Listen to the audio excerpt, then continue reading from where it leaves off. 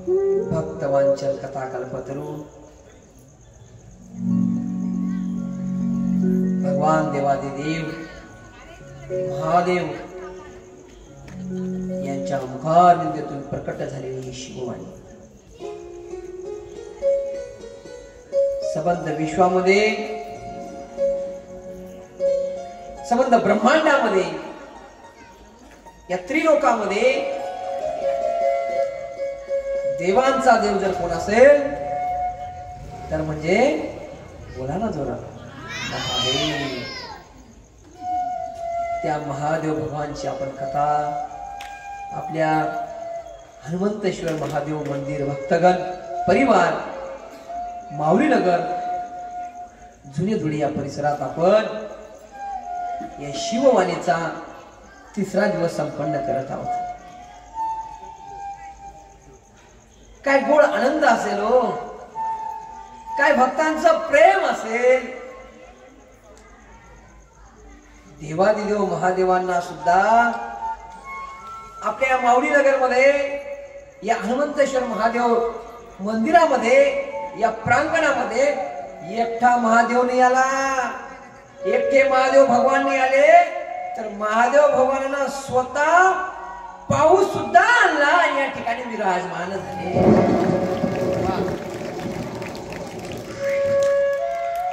आणि हा संबंध विश्वाला ज्यांनी आपल्या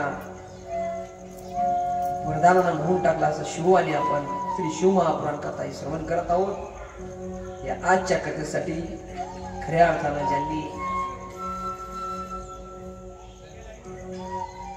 भगवान शिवांवर श्रद्धा ठेवून आणि भगवान महादेवानं ज्यांच्यावर कृपा केली असे आमचे परमश्री लहान बंधू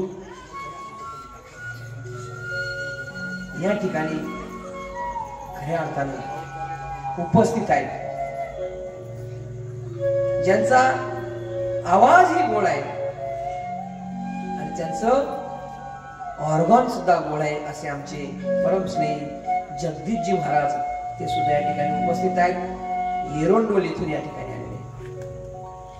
तसेच वा टाळ्या वाजवतो समजतो. तसेच माझे परमश्री माझा विद्यार्थी बालपणीतला न्यू सिटीचा विद्यार्थी दिगंबर गुरु बासरी वाजवतो आणि तबलाही वाजवतो असा गोड तो सुद्धा या ठिकाणी उपस्थित आहेत.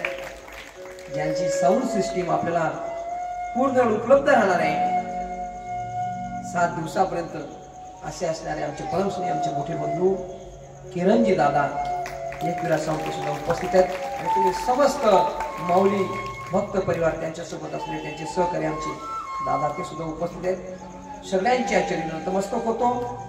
आणि आज श्री शिवमहापुराण कथा तृतीय दिवसापर्यंत पोहोचलेली आहे.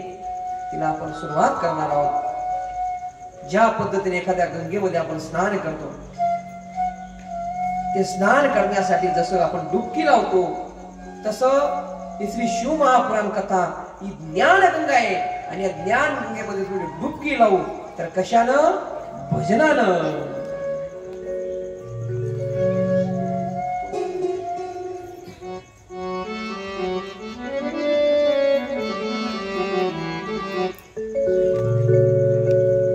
तेरी डमरू की धन सन कर मैं काशी नगरी आई हूँ, मैं काशी नगरी आई हूँ, मैं काशी नगरी आई हूँ.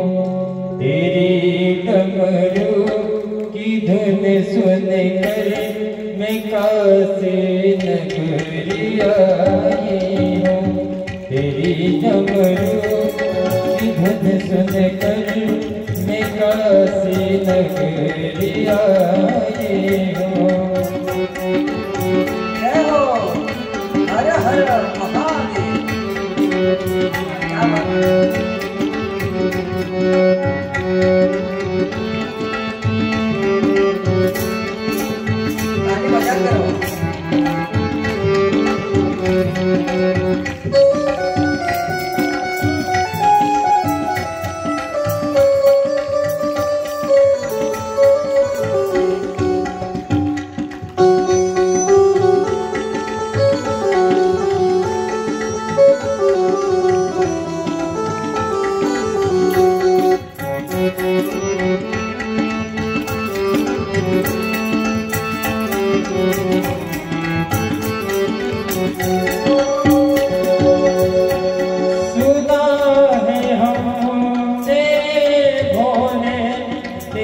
काशी में गंगा है।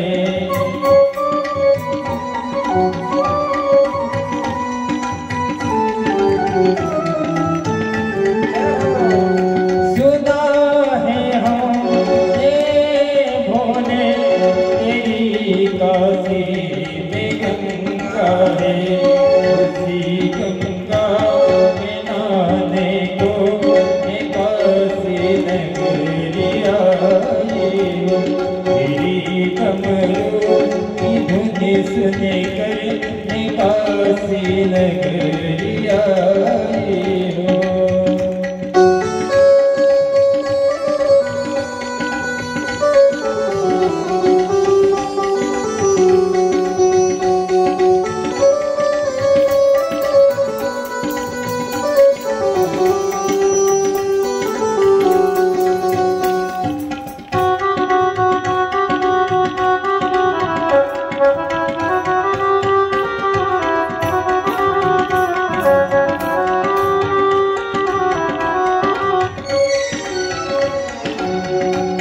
सुना है हमने भोले तेरी काशी में मंदिर है।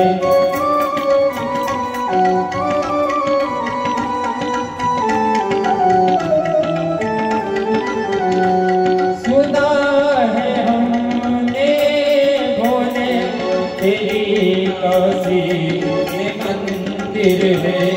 उसी मंदिर में पूजा करने आई हूँ।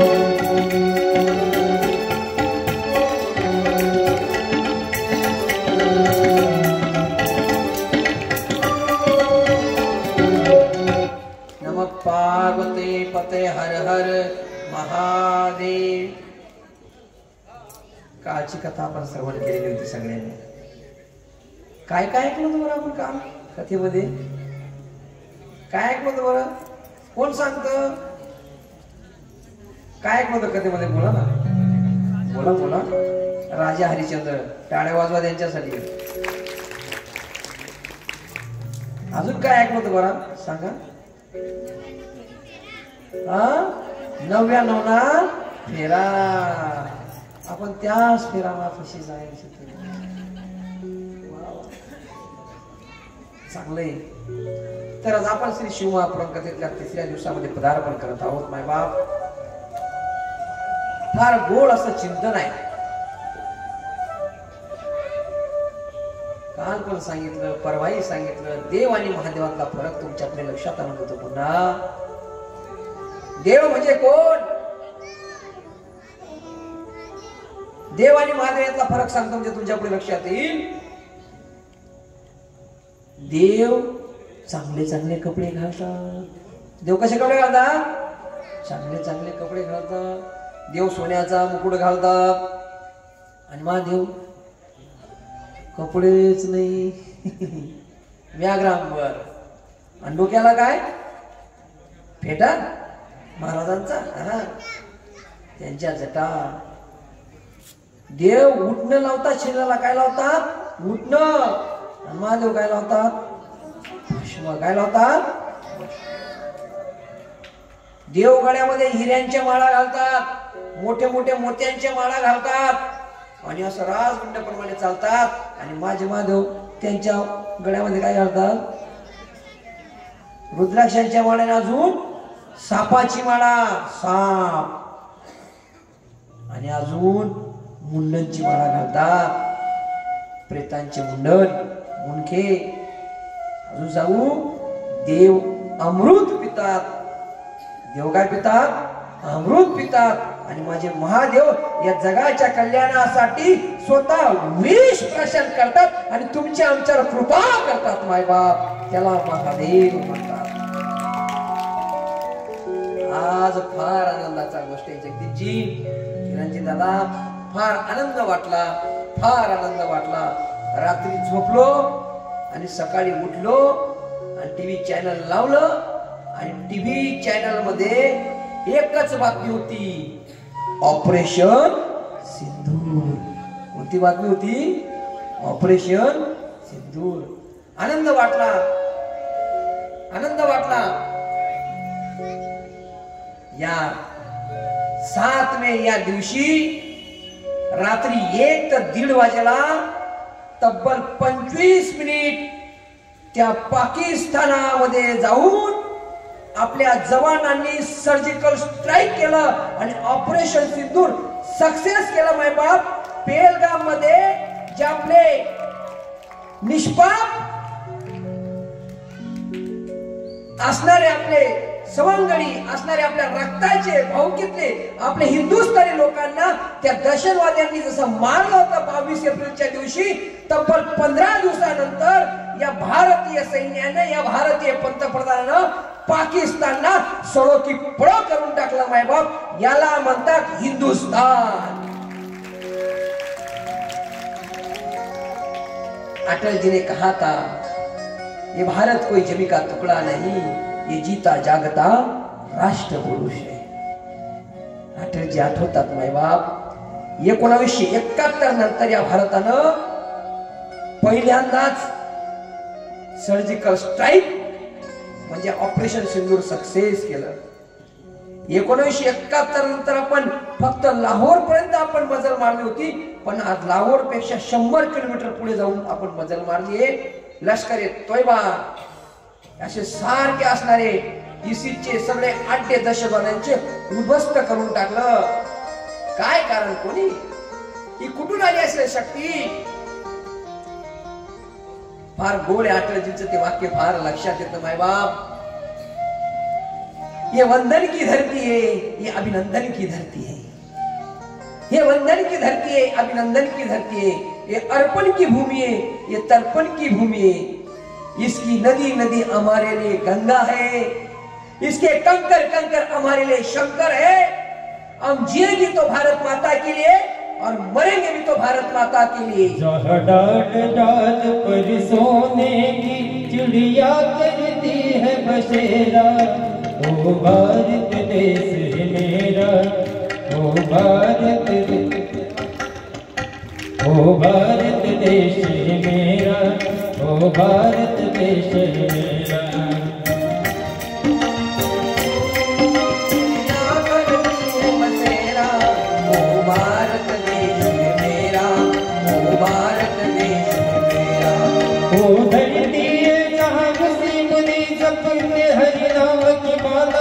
हरि हो हरि हो हरि हो,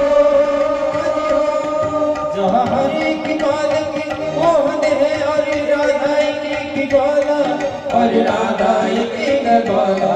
जहाँ सूरज सबसे पहले आकर डाले अपना घेरा, ओ भारत देश मेरा, ओ भारत देश मेरा, ओ भारत देश मेरा, ओ भारत देश। बोलो भारत माता की। फार गोड अटलजींचं ते वाक्य मनाला भावतं। जिएंगे तो भारत माता के लिए, मरेंगे तो भारत माता के लिए, और मरने के बाद अगर हमारे अस्थियों को गंगा जल में कोई कान लगाकर सुनेगा तो उसमें एक ही आवाज आएगी, क्या? भारत माता की। आवाज नाही आला तुमचा, भारत माता की। असं गोड असं काम झालंय। आनंदाचा दिवस आहे आज। ही भोलेनाथांची कृपा आहे नाही बाबा, भोलेनाथांची कृपा। सगळ्यांना वाटतं की मी फार ग्रेट आहे, प्रत्येकाला वाटतं।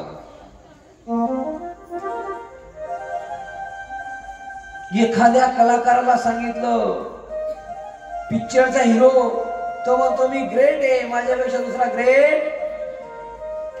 एखाद्या कथाकाराला सांगितलं, तो म्हणतो मीच ग्रेट आहे, माझ्यापेक्षा दुसरा।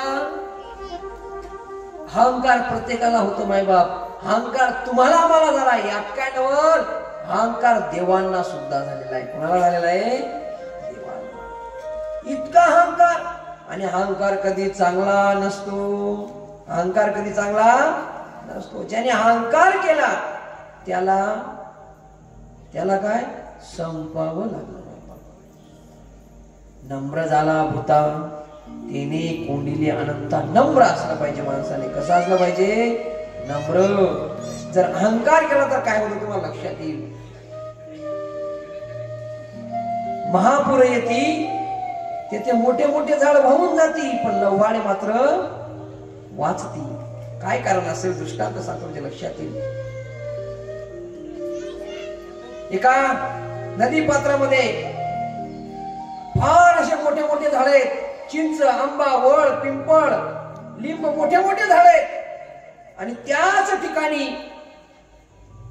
ठिकाणी लवाळ सुद्धा आहेत. लवाळ माहितीये का तुम्हाला? लवाळ कुठं लावतात ते?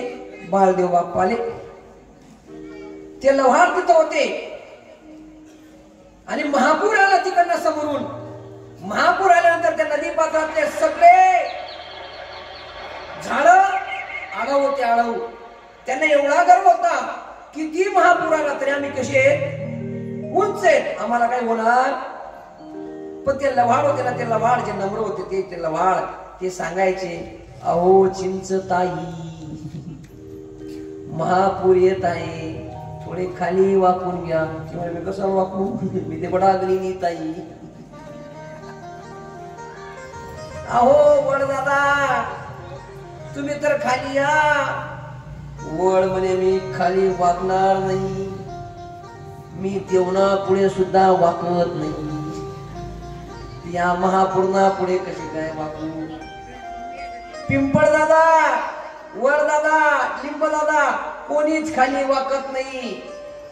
पण जसा जसा महापूर जवळ येतो तसे तसे लव्हाळ त्याच्यातलं मोठं लव्हाळ सांगतं, बाळांनो तयारीत राहा, महापूर फार भयंकर आहे.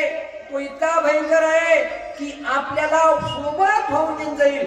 म्हणून आपण त्या महापुराला शरण जा आणि सगळ्यांनी काय करा, खाली येऊन जा. सगळे लवाड खाली झोपतात मायबाप. आणि महापूर जोरात येतो, इतका जोरात येतो, एवढा भयंकर येतो. महापूर निघून जातो. 2-4 तासानंतर एक जे मोठं लवाड असतं ते वरती मान काढत. ते बघत संकट गेलं रे आता. सगळ्यांना सांगतो उठा उठा उठा उठा, संकट गेलं. त्याच्यातलं एक लहान लवाड उठत. ते म्हणतो त्या मोठ्या लवाडाला, बाबा म्हणायचे. मोठा लवाड म्हणजे काय? बाबा बाबा आटे तर भलता मोठा खड्डा असे म्हणे. भाऊ तडे चिंच ताई होती ती वाकलीच नाही, शिदी गई महापूर. याच्यापेक्षा अरे मोठा खड्डा. तिथे वड दादा होता, तिथे पिंपळ दादा होता. जे झाड वाकले नाही ते वाहत गेले आणि जे लवाड वाकली त्यांना महापुराला सुद्धा जीवदान दिलं. मायबाप महादेवाच्या समोर येऊन जर नम्र भावनेने वाकत नसाल आणि कथा जरी ऐकत असाल तरी तुम्ही नरकात जाणार. आणि महादेवाच्या कथेमध्ये जर नम्र भावनेने तुम्ही राहिलात तर तुमचा जीवनाचा उद्धार झाल्याशिवाय राहणार नाही. हे श्री शिव महापुराण कथा सांगते. नम्रता असली पाहिजे. आणि अहंकार हा चांगला नसतो. तसाच अहंकार देवांना सुद्धा झाला. ब्रह्मा म्हणतो मी महान, विष्णू म्हणतो मी महान. विष्णू भगवंताच्या नाभी कमलामधून साक्षात ब्रह्माजींचा जन्म झालाय. ब्रह्माजींचा जन्म झालाय. आणि ब्रह्माजी जेव्हा बाहेर येतात तेव्हा काहीच दिसत नाही या सृष्टीमध्ये. तेव्हा ब्रह्माजी म्हणतात काय करू काय करू. तेव्हा पाण्यातला आवाज येतो टप टप टप टप. तेव्हा ब्रह्माजीला कळालं की तप तप तप म्हणजे काय. तप तप करायला लावतं. त्या ब्रह्माजी तप करतात आणि तप करून एवढी तपश्चर्या झाल्यानंतर ते एवढं म्हणतात की या जगाचा बाप कोण. कोण? ब्रह्मा. या सगळ्या देवांचा देव कोण? ब्रह्मा. दोघं जण येतात आणि दोघं जण भांडण करतात.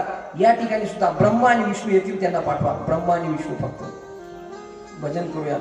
नमः शिवाय ओम नमः शिवाय हर हर भोले नमः शिवाय नमः शिवाय ओम नमः शिवाय हर हर. फक्त ब्रह्मा आणि विष्णू येतील. नमः शिवाय.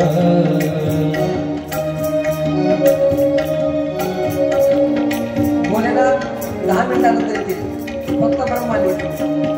नमः शिवाय ओम नमः नमः शिवाय हरि हरि बोले नमः शिवाय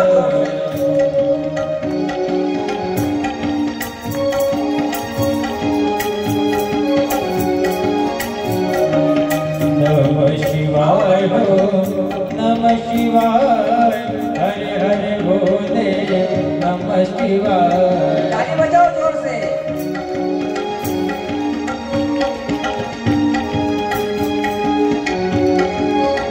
नमः शिवाय नमः शिवाय हरि हरि बोले नमः शिवाय नमः शिवाय नमः शिवाय हरि हरि बोले नमः शिवाय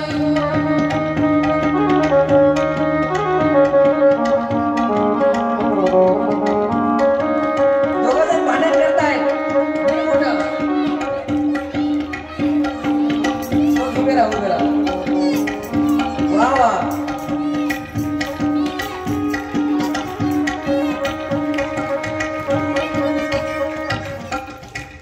कोण मोठं तुमच्यामध्ये बोला जोरात बोला तुमचं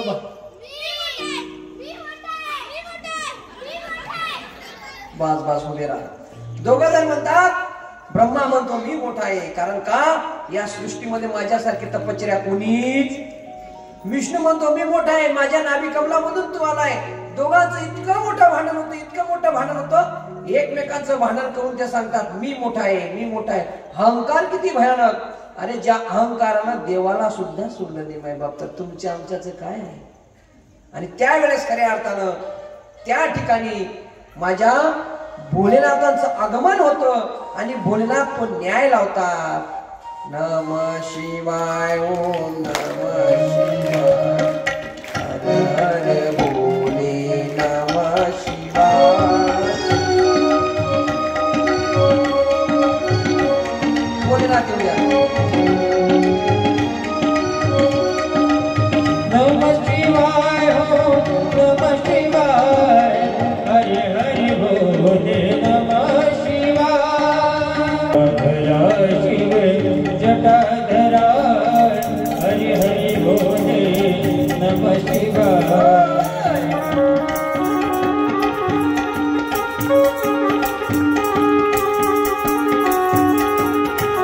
नमः शिवाय नमः शिवाय हरि हरि बोले नमः शिवाय नमः शिवाय नमः शिवाय हरि हरि बोले नमः शिवाय नमः पार्वते पते हर हर महादेव दोघांचं भांडण चाललंय आणि महादेवाचं प्राकटीकरण झालेलं आहे ही सगळी झाकी त्या ताईनं केली त्या ताईंचं नाव मला माहिती त्या ताईसाठी जोरदार टाळ्या वाजवा ना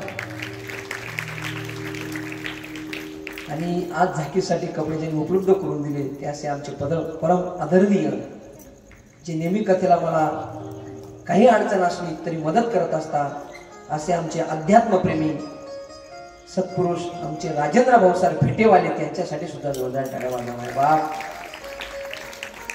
फार असं गोड चिंतन ब्रह्माजी म्हणतात मी ग्रेट आहे विष्णूजी म्हणतात मी ग्रेट आहे तेव्हा महादेव भगवान सांगतात तुम्ही किती ग्रेट आहेत हे आता लक्षात येईल आणि तेव्हा त्या ठिकाणी महादेव सांगतात की एकानं वरती जायचं कुठं वरती स्वर्गाच्या वरती आणि तिथं वरती जाऊन जो शेवटचा टोक आहे तो बघून येईल इतकं वरती जायचं की हे टोक वरती कितपर्यंत आहे तो जो बघून येईल तो पहिले येईल तो श्रेष्ठ एकानं खाली जायचं पाताळामध्ये आणि जो आरंभ कुठून आहे तो जो बघून येईल तेव्हा तो ग्रेट राहील तेव्हा ब्रह्माजी म्हणतात मी वरती जातो आणि विष्णू लोक खाली पाताळामध्ये जातात दोघं जण इतक्या प्रयत्नाने जातात ब्रह्माजी वर वर वर वर वर एवढे वरती जातात पण ब्रह्माजीच्या मनामध्ये शंका असते कदाचित विष्णू खाली जाऊन पटकन तर नाही येऊन जाईल म्हणून ब्रह्माजी काय करतात साक्षीदार घेतात पहिले दिसतो त्यांना कावळ्याला सांगतात मी वरती आलो तो असं सांगायचं. पुरावा काही लबाड लोक आहे ना कोणावी पुरावा जातस. पैसासना धाकमा दादागिरीला धाकमा. त्या कावळ्याला सांगितलं मी वरती टोकापर्यंत गेलो होतो असं तू मला पुरावा द्यायचा. कोणी? कावळ्यानं. गोमाताला सांगितलं तुझं फार खरं पडतं म्हणे मी वरती टोकापर्यंत गेलो होतो आणि जर कोणी विचारलं तर तू सांगायचं हो टोकापर्यंत एक केतकीचं फुल होतं त्या केतकीच्या फुलाला सांगितलं मी वरती गेलो होतो टोकापर्यंत असं तू सुद्धा सांगायचं. खाली विष्णू भगवान होते ते वरती आले. त्यांनी सांगितलं मला आरंभ सापडला जिथून इथेच पुंज अशी लाईन आहे त्याचा आरंभ मला सापडलेला नाही. आणि ब्रह्माजी येतात पटकन आणि ब्रह्माजी सांगतात जी तेज पुंज लाईन गेली याचं शेवटचं जे टोक आहे वरचं जे टोक आहे ते मी बघून आलो. ब्रह्माजी खोटं बोलले आणि खोटं बोलल्यामुळे महादेवाला लक्षात आलं पुरावा काय. तेव्हा पुरावा दिला. गोमाता सांगते हो यांनी वरचं टोक बघितलं. कावळा सांगतो हो यांनी वरचं टोक बघितलं. केतकीचं फुल सांगते यांनी वरचं टोक बघितलं. विष्णू भगवानला विचारलं तू आरंभ बघितला का खालून कुठून चालू झालं तेज पुंज. विष्णू भगवान म्हणतो मी बघितलंच नाही. खाली किती खाली गेलो तरी मला आरंभ सुरुवात कुठून या तेज पुंज लाईनची सापडली. आणि मग महादेव सीसीटीव्ही कॅमेरा आहे प्रत्येकाला 2च डोळे महादेवाला 3रा डोळा असे. आणि ब्रह्माजीला त्यावेळेस 5 मुख होते. किती मुख होते? 5 कोणाचा ब्रह्म होता. पूर्व पश्चिम उत्तर दक्षिण आणि वरती पण एक मुख होतं. आणि तेव्हा महादेव म्हणतात ब्रह्मा खोटं बोलला तू म्हणून तुझा एक शिर आजपासून शिरछेद करतो. आणि वरच्या मस्तकाचा शिरछेद केला. आणि ब्रह्माजी किती तोंडाचा राहिला किती तोंडाचा राहिला 4 चतुरानन. गायला सुद्धा शाप दिला गोमाता तू खोटं बोलली तुझं सगळं शरीर पवित्र राहील पण तुझा एक भाग अपवित्र राहील. आणि कावळ्याला सांगितलं तू फार ग्रेट राहशील इतका हुशार राहशील पण तू फुटेल डोळ्याला राहशील. तुला एक डोळा काहीच काम करावं नाही.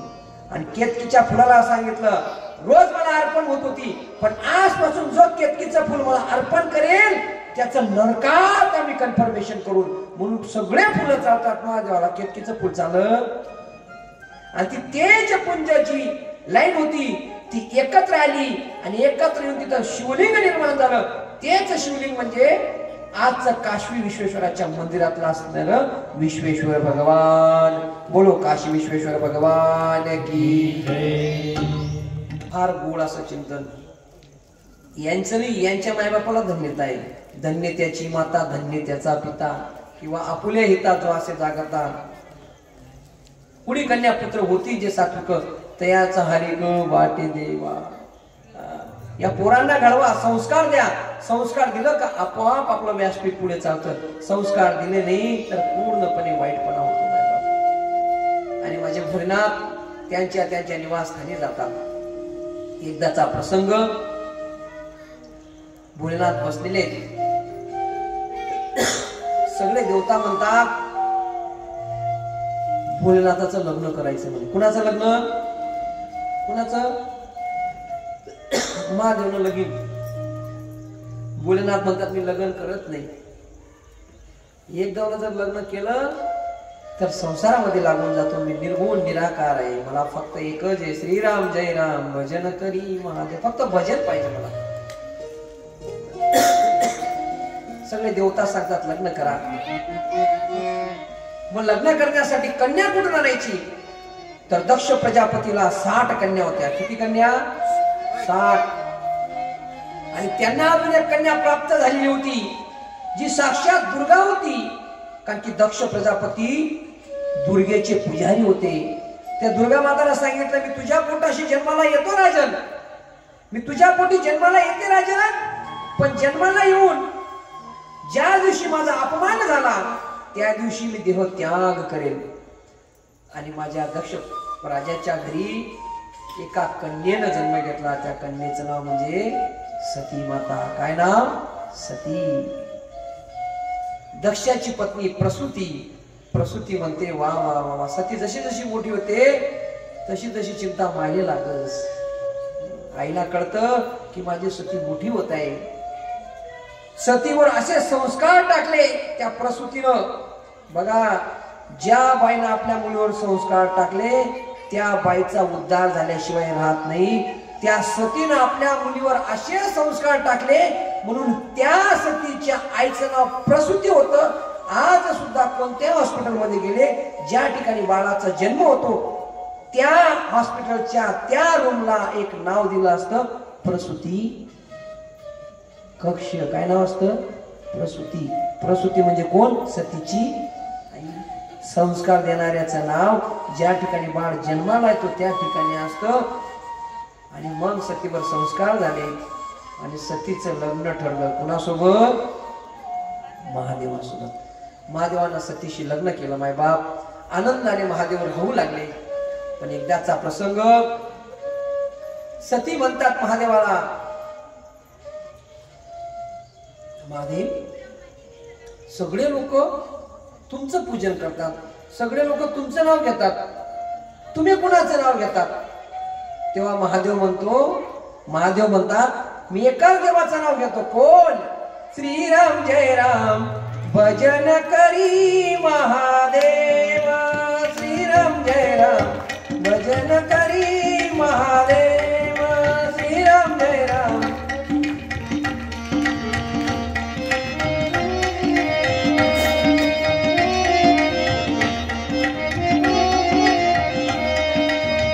राम पूजी सदाशिव,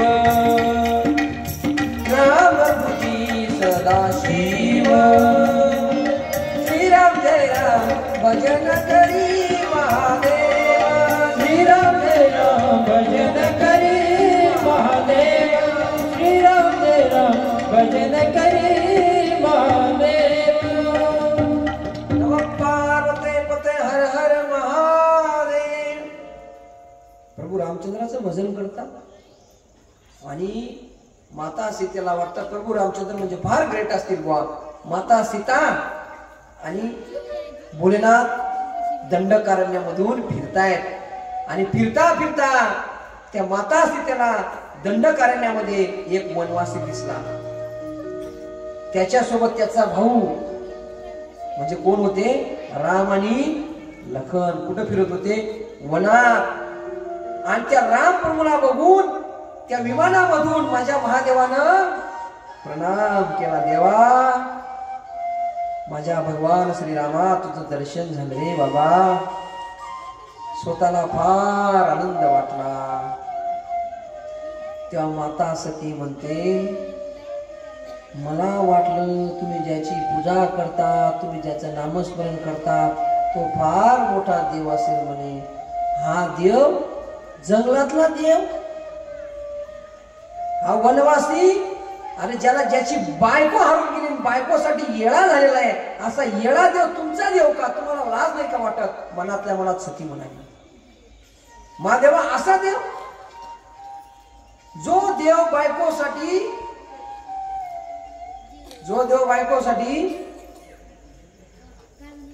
बघा फार गोड चिंतन आहे. मी नेहमी सांगतो कथेमध्ये, प्यार की निशानी वो नहीं है, प्यार की निशानी वो नहीं है जिसने अपने बीवी के लिए वो आगरा में ताजमहल बनवा दिया. प्यार की निशानी वो नहीं है जिसने आप खुद की बीवी के लिए वो शाहजहां ने ताजमहल बना दिया आगरा में. प्यार की निशानी तो वो है जिसने आपकी बीवी के लिए, अपनी खुद की बीवी के लिए पत्थर पर चलने के लिए ऐसा प्रयास किया, समंदर में भी रास्ता मिल गया और लंका पर विजय प्राप्त की. ये सीता माता का प्रेम सियावर रामचंद्र जी का, इसे प्यार कहते हैं. देवा, महादेवा, या वनवासाची परीक्षा घेऊ का मी थोडी? घे म्हणे, परीक्षा घे. आणि या सतीनं काय केलं, त्या प्रभू रामचंद्राच्या समोर अशी दूर उभी राहिली. लखनजी आणि रामचंद्र दोघं फिरतायत आणि म्हणतायत सीते सीते सीते. लखनजी म्हणतात भाभी भाभी भाभी. त्यावेळेस या सतीनं रूप घेतलं सीता मातेचं. कुणाचं रूप घेतलं? सीतेचं. आणि ती बरोबर प्रभू रामचंद्रासमोर आली तरी प्रभू रामचंद्र लक्ष देत नाही. पुन्हा समोर आली तरी प्रभू रामचंद्र लक्ष देत नाही. आणि प्रभू रामचंद्राच्या एकदम डायरेक्ट समोर आली आणि तेव्हा प्रभू रामचंद्र बघतात आणि सांगतात त्या सतीला. सतीनं कशाचं रूप घेतलेलं आहे? बोला ना, कशाचं? तेव्हा प्रभू रामचंद्र म्हणतात, माता माझा पिता कुठे गेला? माता माझा पिता कुठे गेला? त्या माता थंडा घाम चालायला लागल्या. गंमत फसली बो, आम्ही ओळखली. तुम्ही एकट्या मनात काय करतायत? माझे भोलेनाथ कुठं? लज्जित झाली सती आणि सती परत मार्गाने गेली. महादेवाला जाऊन भेटली. तेव्हा महादेवाला सांगितलं, घेतली का परीक्षा? तेव्हा सती म्हणते, मी परीक्षा घेतली पण तुमचा राम बायकोसाठी येळा झाला होता. त्याने मला बघितलं आणि मला डायरेक्ट सीता सीता म्हणू लागला. तेव्हा माझ्या भोलेनाथांचा सीसीटीव्ही कॅमेरा जागृत झाला. तो AI फाउंडेशनचा होता. AI आर्टिफिशियल इंटेलिजन्स असा कॅमेरा होता. त्याच्यामध्ये रेकॉर्डिंग सुद्धा झालेली होती. आज जशी सीसीटीव्ही कॅमेरे आहेत ना तशी त्याच्यामध्ये रेकॉर्डिंग झाली होती भाऊ. तेव्हा महादेव सांगता, सती तू खोटं बोलली माझ्याशी. ज्या अर्थी तू सीतेचं रूप घेतलं, सीता माझी माता आहे, रामप्रभू माझे पिता आहेत, तुझ्या मी आजपासून धिक्कार करतो. 80,000 वर्ष सतीचा त्याग केला माझ्या महादेवानं. काम खोटं बोललं म्हणून. का त्याग केला? खोटं बोललं म्हणून. आज्ञा सत्या ते रोजच खोटं बोलतीस पण त्या महादेवने त्याग नाही करतस. त्याग केला माझ्या महादेवानं. पुन्हा 80 वर्षानंतर सती आणि महादेव एकत्र झाले. 80,000 वर्षानंतर एकत्र झाले. तेव्हाचा प्रसंग, दक्ष प्रजापती याला प्रजापती किताब बहाल झाला होता. प्रजापती पदवी भेटली होती. आणि त्यावेळेस सगळे देवता त्या प्रजापतीच्या सन्मानासाठी गेले होते. फार मोठी मीटिंग होती. प्रजापतीला बघून सगळे देवता उभे राहिले. आपण कसे उभे राहतो एखादा मोठा महात्मा आला म्हणून? ब्रह्माजी उभे राहिले आणि विष्णूजीनी राहिले आणि त्यांच्यासोबत माझा महादेव पण नाही राहिला. पण इंद्र, चंद्र, महेंद्र, इथला देवेंद्र नाही, तिथला देवेंद्र, नरेंद्र सगळे उभे राहिले. पण 3 देव उभे राहिले नाही. कोण? ब्रह्मा, विष्णू, महेश. पण या मोठ्या लोकांचं काय असतं माहितीये का? सगळे उभे राहिले, त्यांच्याकडे नाही बघत. उभा कोण नाही राहिला. हे आळवपणा. त्या आळवपणामुळे बघितलं दक्ष प्रजापतीने कोण नाही उभा राहिला? ब्रह्माने उभा राहिला. ठीक आहे, तो माझा काय बाप आहे. विष्णूने उभा राहिला, तो काय माझा चुलता आहे. पण याला पोरगी कोण देत नव्हतं रे? जंगलात राहणारा, टेकडीवर राहणारा सपेरा, हा माझा जवाई. याला अक्कल नाही का उभं राहावं असं? पण महादेव प्रभू रामचंद्राचं स्तवन करत होते, मंत्र म्हणत होते म्हणून ते उभे नाही राहिले. आणि तेव्हा लक्षात आलं, या महादेवाला माझा जवाई जरी असला तरी या सभेमधून त्याला अपमानित करून हाकलून लावा. आणि सगळ्यांनी अपमान केला महादेवाचा. दक्ष प्रजापती म्हणतात, चालता हो, निघून जा. नंदीला ईशाप दिला. फार मोठं भांडण झालं एकमेकांचं. त्या ठिकाणी महादेव निघून आले आणि आपल्या कैलास पर्वतावर राहिले. पती त्याला म्हणतात, तिथली गोष्ट कुणालाच सांगितली नाही, बायकोला सुद्धा नाही. जर हिला जर सांगितलं हिला राग येईल, हिला दुःख होईल, सांगितलं नाही. या दक्ष प्रजापतीने एक काम असं भयानक केलं. फार मोठा यज्ञ काही दिवसानंतर केला. कोणी? दक्ष प्रजापतीने. इतका मोठा यज्ञ केला आणि त्या यज्ञामध्ये सगळ्यांना बोलवलं. फक्त कुणाला नाही बोलवलं? कुणाला नाही? जवाईले. जवाई कोण? बोला ना, कोण?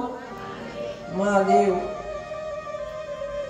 एखाद्या गावात सगळ्यांना नियुक्त असतं आणि एखाद्याला नियुक्त नसतं ना. ज्यांना नियुक्त असतं ना ते त्याच्या घरासमोर असं जातात, काय रे तू नाही.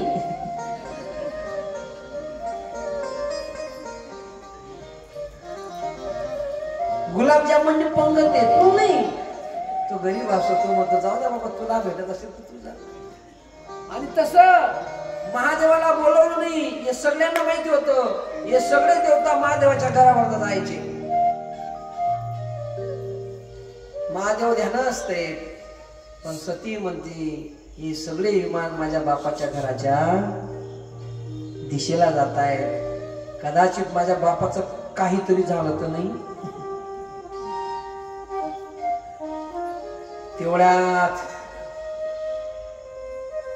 या पूर्ण ब्रह्मांडाचा टीव्ही चॅनल अंटेना सहित येतो.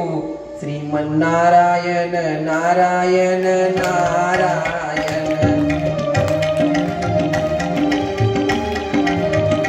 श्रीमन्नारायण नारायण नारायण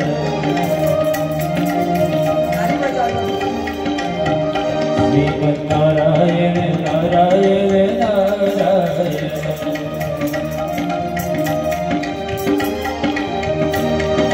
नारायण नारायण नारायण भजन नारायण नारायण नारायण लक्ष्मी नारायण नारायण नारायण ओ लक्ष्मी नारायण नारायण नारायण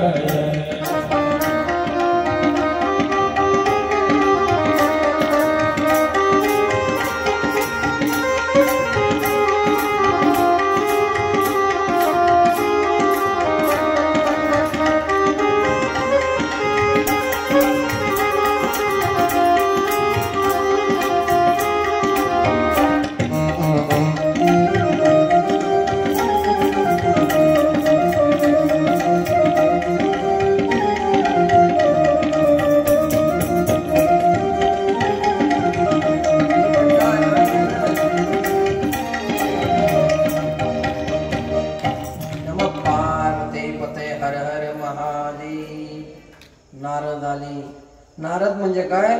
ज्यांना सल्ला कटेच रद होत नाही त्याचं नाव नारद. पण एकच नारद होता.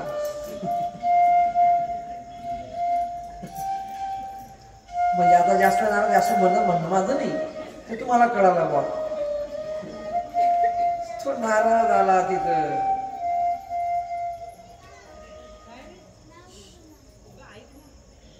माता प्रणाम.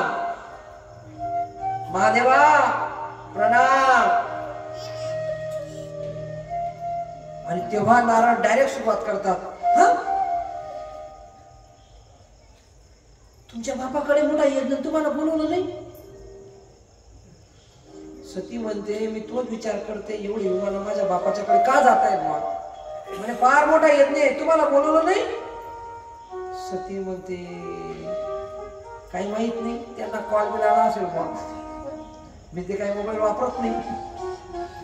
महादेवाला विचारलं नारदाने महादेव तुम्हाला बोलवलं नाही का तुमच्या सासऱ्याने. महादेव म्हणतात त्यांना वेळ नसेल हो. एखादी पत्रिका राहून जाते. नारद म्हणे एखादी पत्रिका राहून नाही जात ती मी जवळ पाहिजे का. हे जवाई लोक इतके भामटे असतात. कधी दांगडो नाही घालतस पण सालाला लगेच मग दांगडो घालतस. मी बी कोणातरी जवाईशी येणार. कधी दांगडो आणि किती द्या त्यांना तुम्ही त्यांना कमीच होतो. किती द्या काही द्या तुम्ही कमीच पडतं जावायला. किती द्या तुम्ही. कोकणातली सून कोकणातली बाई खानदेशात गेली. आंब्याच्या दिवसामध्ये गेली. हापूस आंब्याचा रस घेऊन आली. हे आपलं बसलं जेवायला. बाईला सांगू लागला पत्नीला रस फार छान आहे. कुठून आणला? माझ्या माहेरून, माझ्या बापाच्या शेतातले आंबे. कसा वाटला रस? म्हणे सकाळ पण पुरी जाईल, एवढा भारी रस आहे. सकाळी पण काही, पण नुसता रसच दिला म्हणे. थांबा अजून 5 दिवसात जाईल. आंबे घेऊन आली ती पेटीभर. याने आंबे खाऊन टाकले 3-4 दिवसात. फक्त आंबाच दिलाच नाही, आंबाच फक्त. फोन केला बाबांना. बाबा ते असं म्हणतात हो. बाबा म्हणे या शेतामधले 1000 आंब्याचे झाड लावले, 1000च्या 1000 आंब्याचे झाड त्या जावयाला दान. हिने सांगितलं माझा बापाने जेवढे आंबे लावले ते सगळे झाड तुम्हाला दान. उद्यापासून सगळे आंबे जे येतील त्याचे सगळे पैसे तुम्हाला भेटतील. चुन बापू फक्त आंबाच ना झाड दिनात ना, वावर थोडं दिन. म्हणजे अशी जावयाची जात असते, किती द्या तरी कोणीच पडते. तसं पण या जावयाला पत्रिका नाही. सती म्हणते महादेवा सांगा ना, 10:30 वाजून गेले, मी जाऊ का? माझ्या बापाच्या घरी फार मोठा यज्ञ. महादेव म्हणायला लागले सती जाऊ नको ग, तुझा अपमान होईल आणि तो मला सहन होणार. सती म्हणायला लागली नाही, जाऊ द्या. ऐका, काही ठिकाणी बोलवलं तरी जायचं नाही, काही ठिकाणी जर बोलवलं तरी जायचं नाही, आणि काही ठिकाणी नाही बोलवलं तरी जायचं. एखाद्या ठिकाणी भांडण होत असेल, भांडण आणि चुकीचे लोक तुम्हाला बोलवत असतील, त्या ठिकाणी जायचं नाही, चुकीचं काम आहे तिथं. एखाद्या ठिकाणी आग लावायची असेल, एखाद्या घरीला, पेंडीला, कपाशीच्या घराला, तिथे जर कोण बोलवत असेल ना, तो आग पेटीन काढी आहे रे आणि लई तू फार भारी आहे, तू भारीच्या करतायस, तिथं जायचं. आणि कधीला तुम्हाला बोलवलं नसेल तरी इथं यायचं. काही ठिकाणी जायचं नसतं आणि काही ठिकाणी बोलवलं तरी जायचं नसतं, आणि काही ठिकाणी नाही बोलवलं तरी जायचं असतं. आता बघा, यांना बोलवलं होतं का आपण तरी आले का नाही? ते हे मागच्या जन्मातले पुण्यवान असतील, टाळ्या वाजवा त्यांच्यासाठी सुद्धा. खंडेराव आहेत ते, खंडेराव. आमच्याकडे आमच्या एक म्हण आहे, जावई म्हणजे खंडेराव. जावई म्हणजे कोण? खंडेराव. कुत्रा, कुत्रा म्हणजे कोण? खंडेराव. आणि खंडेराव म्हणजे कोण? जावई. कुत्राला घरना बाहेर ठेवत असतं, जावई घरना बाहेर ठेवा लागले. पण माता सती सांगते, अहो तुम्हाला घराच्या बाहेर ठेवणार नाही. ते काय बरोबर टाइम वर होत त्या आणि सिस्टीम कोणी नाही होती बरोबर. कुत्र्यावाला काय बरोबर आज अहो तुम्हाला घराच्या बाहेर ठेवणार नाही. माझे पती तुम्ही आहेत, तुम्ही महादेव आहेत, माझ्या बापाला आनंद होईल, तुम्ही चला चला. नाही नाही नाही नाही येणार. मग मी जाऊ का? महादेव म्हणतात जाऊ नको. बघा, कधी कधी बाईनं नवऱ्याचं ऐकायचं आणि कधी कधी नवऱ्यानं सुद्धा बायकोचं ऐकायचं. कथा बरं का, जगदीश महाराज कथा चालू होती आणि कथेमध्ये सच सांगितलं की बुवा ताई तुम्ही एकट्या येतात कथाला, तुमच्या मिस्टरांना पण घेऊन या. ती ताई मध्ये त्या येतच नाही ना. 15 कथा झाल्या याच ठिकाणी. प्रत्येक महिन्याला 2 कथा आहेत, पण प्रत्येक कथेला मी एकटीच येते, तो भाऊ येत नाही ना. म्हणजे ठीक आहे, ते जर कथेला येत नाही ना, तुम्ही इथं कथा ऐकली ना, ती त्यांना घरी जाऊन सांगायची. बरोबर आहे का नाही? ती घरी जाऊन सांगायची, तरी ते पुण्य तुम्हाला लागेल. या माऊलीनं तसंच केलं. इथं कथा ऐकली, 12ला कथा संपली, तिने नवरीला पाणी मारलं, उठवलं, 5 वाजेपासून कथा चालली ती रातला. दुसऱ्या दिवशी आरतीला नवरा बायको दोन्ही म्हणलं का हो ताई 15 कथा होई घ्या तरी मुलांनी आज कस काय. त्याने उत्तर दिलं दादा ही 9 ते 12 ऐकेल परवडी पण रात्री परवडवणी म्हणे. तस कधी कधी पतीनं पत्नीचं ऐकायचं आणि पत्नीनं कधी कधी पतीचं ऐकायचं. फार सांगतात महादेव जाऊ नको. आई म्हणे मी जासूच. सती माता म्हणते मी जाईलच जाय मग. आणि मग सती माता गेली किरणदाला. आनंदाने गेली सती माता. बापाच्या घरी जायचंय. ते आईच्या घरी जाणं म्हणजे आनंदाचं असतं. नवऱ्याच्या घरी जाणं फार दुःख राहतं बाईला. कन्या सासूयाशी जाये मागे परतून पाये.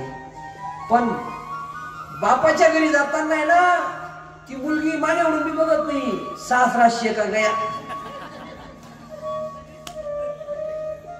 फार विनोदाने सांगतो. कथेमध्ये माझा हसवण्याचा योग नाही, फक्त कथेतला आलेला दृष्टांत आहे तो सांगतो. प्रत्येक बाईला वाटतं की मला माझ्या मुलीचं लग्न करायचंय. प्रत्येक बाईला वाटतं माझ्या मुलाचं लग्न करायचंय. एका बाईनं सांगितलं दादा माझ्या मुलीचं लग्न करायचं म्हणे. मला करून टाकलं ना ताई पण तसं स्थळ नाही भेटी राहिलं म्हणे. म्हटलं कसं स्थळ पाहिजे. म्हटलं नोकरीवाला नाही, नोकरीवाला तर पाहिजेच म्हणे. माझून कसं स्थळ. आमच्या पोरीला काही अशा ठिकाणी द्यायची ना त्या ठिकाणी तिला सासू सासरे दोघं नको पाहिजे. आमच्या मुलीला कुठे द्यायची त्या ठिकाणी सासू सासरे दोघं नको पाहिजे. मग तर आहे ना स्थळ. पोरगा कलेक्टर आहे करून टाका ना म्हणे. त्यांची बी अशी आट आहे म्हणतो त्या पोऱ्याची. त्याला बी मुलीचे आई वडील म्हणजे सासू सासरे नको. सासू सासरे असले पाहिजे नाही बाप पण ते महादेवाच्या सासऱ्यासारखे नको. आणि त्या ठिकाणी माझी सती माता गेलेली. आणि त्या दक्ष प्रजापतीने सांगितलं होतं खबरदार तो येणार नाही. कोण तो येऊ नाही पण माझी मुलगी ती आल्याशिवाय राहणार. पण लक्षात ठेवा तिच्याशी कोणीच बोलायचं नाही. दक्ष प्रजापतीला 60 मुली होत्या. त्या 60 पोरींना सांगितलं जर तिच्याशी बोलले तिच्याशी माया दाखवली तर काय खैर. सतीला माहिती नाही. सतीला असा आनंद झाला होता की माझ्या बापाच्याकडे येणे नंदी सोबत घेतला काही गण सोबत घेतले आणि सती माता तिथं पोहोचलेली. सतीला असं वाटलं बापाकडनं पत्रिका द्यायची विसरली असेल किंवा पोस्टमन झोपला असेल तो आला नसेल बा. आणि सती त्या ठिकाणी जाते. फार मोठा असा यज्ञ मंडप आहे. सगळ्या समिध्या चालू आहेत, आहुती चालू आहेत आणि सगळ्यांजवळ जाते. सगळ्या बहिणींजवळ जाते. ताई सगळे असे करतात. ताई सगळे असे करतात. सतीला कळून चुकत रे पण आई ती आई असते माय बाप. प्रसूती माता दुरून बघते पण काय करावं. नवऱ्याची आज्ञा आहे बोलायचं नाही. आई ती आईच असते माय बाप. समोर सतीला बघितलं पतीची नजर थोडक्यात हुकली चुकली. पती त्या दक्ष प्रजापती त्या इतरांचा पाहुणचार करण्यासाठी गेला. प्रसूतीला सतीला बघितलं. सती भरडा पडला. सती ढसा ढसा रडत आहेत. आई आई आई माझ्याशी कोणी बोलत नाही ग. या माझ्या पाठीच्या बहिणी माझ्याशी बोलत नाही. एक बहीण म्हणते अगं तू गरीबाची पत्नी आहे ग. तुझ्या नवऱ्याजवळ काय आहे. अंगावर कपडे नाही राहायला घर नाही. मी तुझी मुलगी आहे ना ग. प्रसूती म्हणते हो बाबा. आई आई माझ्या नवऱ्याला आमंत्रण नाही याचं मला दुःख नाही आई, पण या सगळ्या बाया माझ्याकडे बघतायत आणि माझ्याशी बोलत नाही. काय पाप केलं ग आई मी? माझ्या बापानं मला दुरून बघितलं, मी बापाला नमस्कार करण्यासाठी पुढे धावली, बापानं सर्व दिवशी पाय मागे घेतले, बापानं मला सांगितलं चाल देव. आई, हा तोच बाप ना ज्या वेळेस माझी विदाई झाली होती ना, हा तोच बाप त्या खांब्याला जाऊन डसा डसा रडला आणि मला म्हणू लागला, बेटा तू गेली तर माझं कसं होईल? आणि तोच बाप मला आज या सभा मंडपातून सांगतोय चाल की हो. प्रसूती म्हणते नाही रे बाळा, नाही नाही नाही रे बाळा, तसं काहीच नाही, राग मानू नको, आपलेच दात आणि आपलेच होठ असतात रे. दातानं जीभ चावली म्हणून दाताला उपटून फेकायचं नसतं. अरे बाप आहे तुझा, बोलला असेल रागात, पण नाही नाही आई, काही चूक झाली का माझी? मी उशीर आली काही? आई आई आई मला क्षमा कर नाही, उशीर आली का मी त्यांना सांगितलं होतं की तुम्ही चला बा माझ्यासोबत, पण ते म्हणायला लागले नाही ना सती, मला आमंत्रण नाहीये. माझी अशी पंचायत झाली, त्यांनी सांगितलं सती तुझा अपमान होईल, आणि माझा जर अपमान झाला आणि मी लज्जित होऊन जर त्यांच्या समोर गेली तर मला तोंड दाखवायला सुद्धा जागा राहणार नाही. आई, नवऱ्याला त्रास दिला तर मायकडे जाता येत, सासऱ्यावाडीने सासरवाडीने त्रास दिला नाही तर माहेरी जाता येत, पण माहेराने त्रास दिला तर कुणाकडे जायचं? आई, तू माझी माय, मला सांभाळ ग. दक्ष प्रजापतीनं दुरून बघितलं, सती चाल की हो, खबरदार. प्रसूतीनं सांगितलं अहो खबरदार, प्रसूती बोलायचं नाही, हार नाही बोलायचं. त्याला कोणी पोरगी देत नव्हतं. अरे टेकडीवर राहणारा बिगर कपड्याचा भिकारी वनवासी, त्याला माझी मुलगी दिली आणि तो सुद्धा मला माझ्या विरोधात गेला. ही पण त्याचीच पत्नी आहे ना. तुला कोणी बोलवलं? सती म्हणायला लागले नाही ना बाबा, बापाच्या घरी काही आमंत्रणाची वाट बघावी लागते का? बापाच्या घरी माझं घर आहे ते. बाबा, मी जेव्हा लहानाची मोठी होत होती ना तेव्हा तुम्ही मला सांगायचे, बेटा जगामध्ये सगळे घर जेव्हा बंद होते ना तेव्हा या घराचं द्वार, या घराचं कवाड उघडं राहील, या घरात कधी ये तू. आणि बाबा, आज मी तुमच्या घरात आली हो, तुम्ही मला हातून लावताय. सतीला सगळा दृष्टांत दक्ष प्रजापतीनं सांगितला. तुझ्या नवऱ्यानं माझा अपमान केला, माझ्यासमोर उभा राहिला नाही. सती म्हणते, बाबा मी माफी मागते ना तुमच्याकडून. त्यांनी तर मला काही एक सुद्धा सांगितलं नाही हो. त्यांनी जर मला हे सांगितलं असतं ना तर तुमच्या घरी आली नसती बाबा मी. पण त्यांनी एक सांगितलं, सती तुझा अपमान मी सहन करणार नाही. तेव्हा सगळ्या बहिणी येतात, त्या 60च्या 60 बहिणी, आणि सतीला सांगतात, अरे सती, अरे सती तुला बोलवलंच नाही, तू निघून जा, अपमान पेक्षा मरण बरं. सतीला दुःख झाला, माय बाप, बापाने त्रास दिला, बहिणींनी त्रास दिला, इतर लोकांकडे काय दाद मागावी? ही लोक तर हसणार आहेत. मी जर कुणाकडे गेली ना, माझ्या गावातल्या माझ्या माहेरातल्या लोकांना जर सांगितलं ना, बाबा माझा बाप येऊ देत नाही हो, हे लोक एवढे खालच्या पातळीचे, हे माझ्याकडून गोड बोलून बोलून सगळं ऐकून घेतील आणि माझ्या नंतर दुसऱ्या लोकांना हसून हसून सांगतील माय बाप.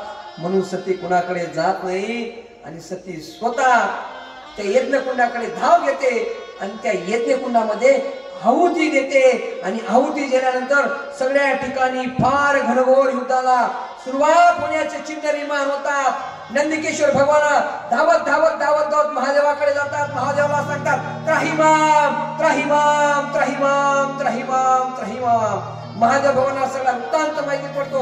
महादेव भगवान एकदम अक्राळ विक्राळ रूप धारण करतात आणि जटा मोकळ्या करून त्या छिन्न अवस्थेमध्ये त्या जटा त्या महादेवानं त्या कैलास पर्वताला आपटल्या आणि त्या ठिकाणी एक अक्राळ विक्राळ रूप निर्माण झालं। बोलो वीरभद्र भगवान की जय हो।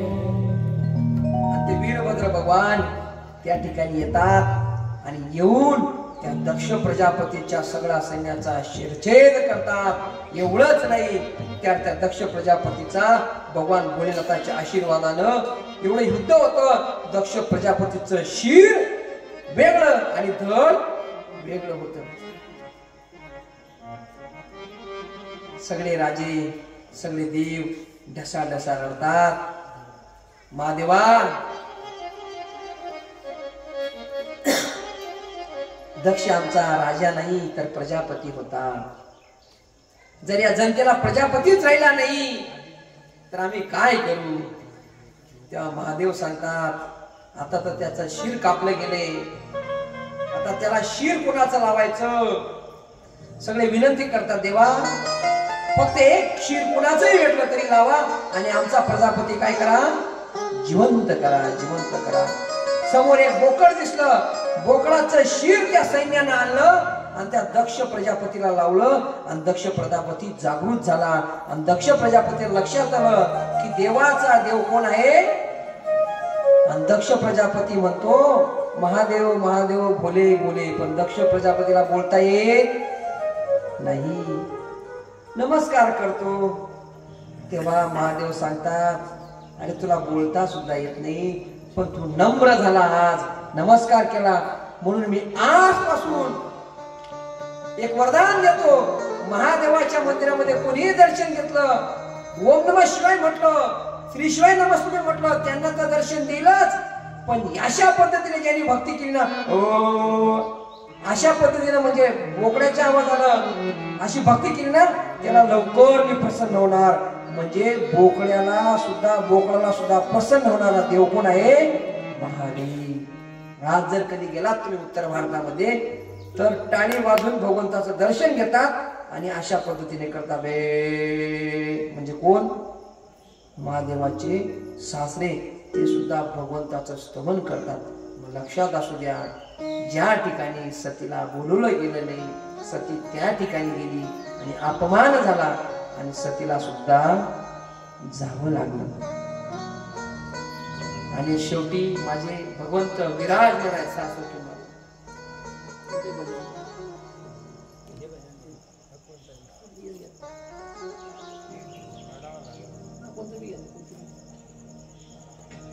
माझे भोलेनाथ विराजमान आहे तर कैलास पर्वताला संसार काहीच नाही, फक्त भगवंताचं स्मरण भजन गात मस्त आपली मस्ती में आनंदी आनंद है।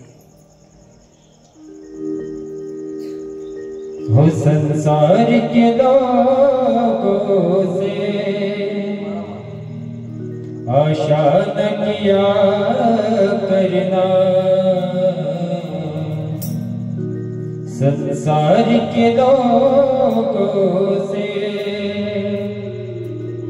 आशा न किया करना, जब कोई न हो अपना शिव नाम जपा करना, जब कोई न हो अपना शिव नाम जपा करना।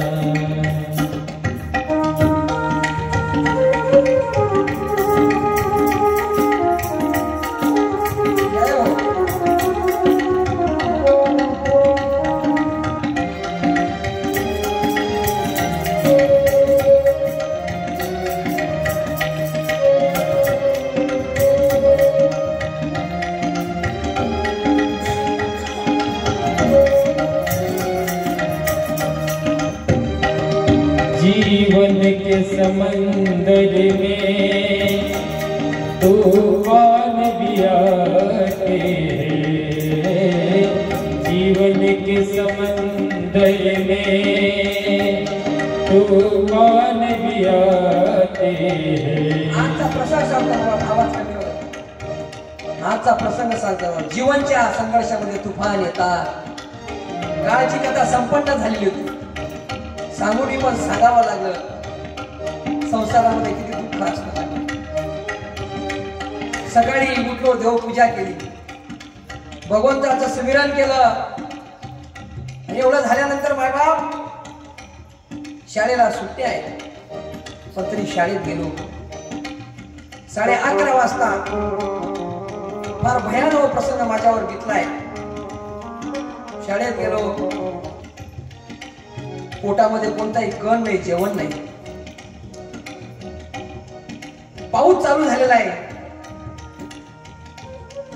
आणि त्याच पावसामध्ये चक्कर आल्याची धुरळ मला लागली। शाळेमध्ये 12 वाजेला चक्कर आले, मी खाली पडलो। देवाला विनंती केली, महादेवा अरे तुझी कथा करायची मला। शाळेतले उपमुख्याध्यापक पाठक सर, शाळेतले पर्यवेक्षक नागरे सर, माझे सवंगडी, माझे ज्येष्ठ शिक्षक श्रीयुत संदीप गायकवाड सर यांनी लगेच मला तात्काळ दवाखान्यात नेलं। महादेव काय कृपा करतो ते सांगताय काय मला। दवाखान्यात नेलं, ओंकार हॉस्पिटलला 12:15 वाजेला। आजचीच घटना सांगते, खोटं नाही। डॉक्टर प्रांजल पाटीलकडे यांचे ऍडमिट केलं, यांच्याकडे आयसीयू मध्ये ऍडमिट केलं मायबाप, आयसीयू मध्ये। 2:30 वाजेला डॉक्टर साहेब आले, माझी शुगर टेस्ट केली, माझे कोलेस्ट्रॉल चेक केलं, सगळं चेक केलं, इको टूडी केले, ECG केले। मी भगवंताला एकच म्हणत होतो, देवा मला संध्याकाळी तुझी कथा करायची रे। माझे महादेवाचे भक्त, माझे हनुमंतेश्वर महादेवाचे भक्त माझी वाट बघताय देवा। जरी मी कथा करू शकलो नाही ना, तर या कथेला इतकी मोठी बाधा लागेल आणि हा कलंक तुला सहन करावा लागेल। महादेवाने माझी प्रतिज्ञा ऐकली मायबाप, आणि संध्याकाळी 5 वाजेला आयसीयू मध्ये मला डिस्चार्ज मिळाला, आणि आज तुमच्या पुढे कथा करतोय। महादेव फार प्रसन्न होता, फक्त तुम्ही मनोभावाने शरण जा। जर कोणाचे डॉक्टर ओळखते असतील तर नाना साहेब हलवर म्हणून आज पेशंट ऍडमिट होतं का विचारून बघा। आयसीयू मध्ये ऍडमिट होतो, म्हणून तुम्हाला शब्द देतो, फक्त तुम्ही महादेवाचा धावा करा, तुमच्यावर महादेव कृपा केल्याशिवाय राहणार नाही। पण संसारामध्ये तुफान येतच असतात। जीवन के समंदर में तूफान भी आते हैं, जो शिव को भजते हैं शिव आप बचाते हैं।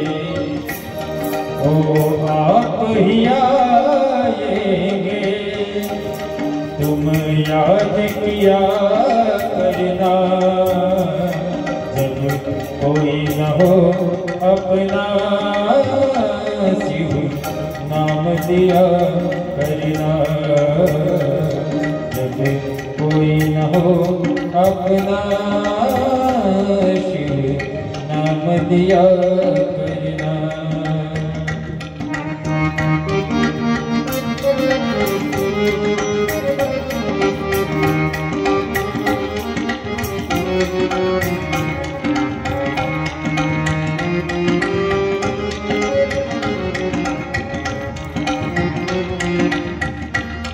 पार्वती पते हर हर महादेव। भगवंत मदत करतो, म्हणून भगवंताला अनन्य भावानं शरण जा, तुमच्यावर कृपा केल्याशिवाय राहणार नाही। सगळ्यांनी जागेवर उभं राहायचं, एक भजन होईल, नृत्य होईल। पण उद्यापासून कथा शार्प 8 वाजेला, पावसाचं वातावरण म्हणून तो कथेचा वेळ चेंज होतोय किरण दादा। माझा एक नियम आहे, कथा किती वाजेला चालू व्हा, पण कथा 11 वाजेला संपते। तुम्ही 11:45 जरी चालू केली तरी 11ला संपते। तुम्ही 8ला जरी चालू केली तरी 11ला संपते, 10ला जरी चालू केली तरी 11ला संपते। कथा संपण्याचा टाइम 11 बरोबर आहे। कथा कधी चालू करा, उद्या बरोबर शार्प 8ला कथा चालू होईल। उद्या किंवा परवा श्री शिव पार्वती विवाह संपन्न होणार आहे, म्हणून सगळ्यांनी आनंदाने सगळ्यांना निमंत्रण द्या। जसं आपण पत्रिका देतच ना, आज मेहंदी समजून या तुम्ही, म्हणून हाय आणि लगी आपला पोऱ्यानं जशी आपण पत्रिका देतस तशी म्हणा देव ना देव महादेव बापांचा बाप त्याचं लग्न आहे, त्याच्यासाठी सगळ्यांना आमंत्रित करा. उद्या आणि परवा शिव पार्वतीचा विवाह संपन्न होणार. सगळ्यांनी जागेवर उभं राहायचे. मेहंदीच्या कार्यक्रमामध्ये थोडे ना